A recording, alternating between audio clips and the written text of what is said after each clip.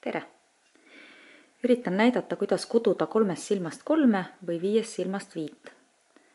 Minul on mustris selline koht, kus tuleb 5 silmast teha 5 silma. Võtan 5 silma paremale vardale ja koon need 5 silma parempidise kudumismeetodiga läbi. Paremale vardale tekkis 1 silm.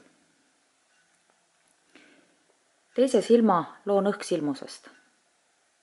3. silm on jälle parempidiselt läbikudumisest, taas 1 õhksilm ja 5. silma teeme ka nii, et koome parempidise võttega kõigist 5 vasakul vardal olnud silmusest läbi.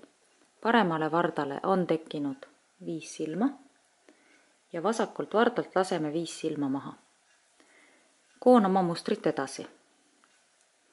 See läheb kiirelt ja taas on koht, kus tuleb luua 5 silmast 5.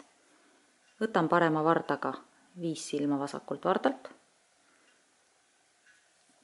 Koon parempidi läbi. Teise silma tekitan õhksilmusest.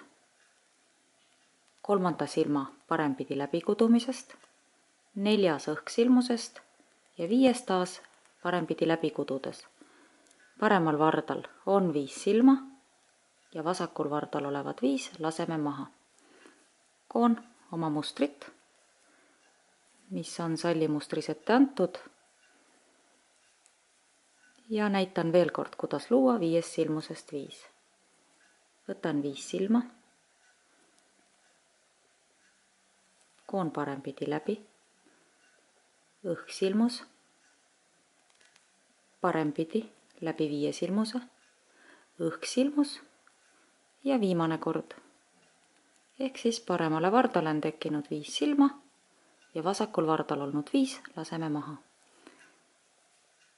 Lõpetame varda ja pöörame töö pahema poole, et näidata, kuidas edasi. Haapsalu sallide puhul kootakse salli põhiosa alati vasempidi lihtsalt tagasi.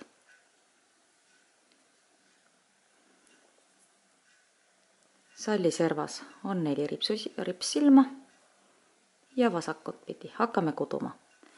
Olen kohas, kus mul on eelnevalt loodud need 5 silmusest tehtud 5 silma. Hakkan võtma järjest. 1., 2., 3., 4. ja 5. Koon need ilusti paremale vardale. Kiirelt edasi, põhimustrit.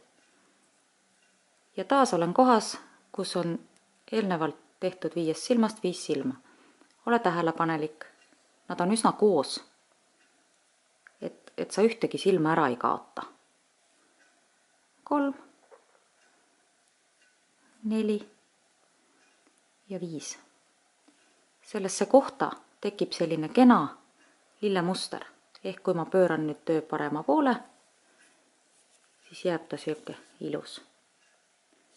Pööratud ja siin on ta juba siis töö sees, 5 silmast loodud 5 silma.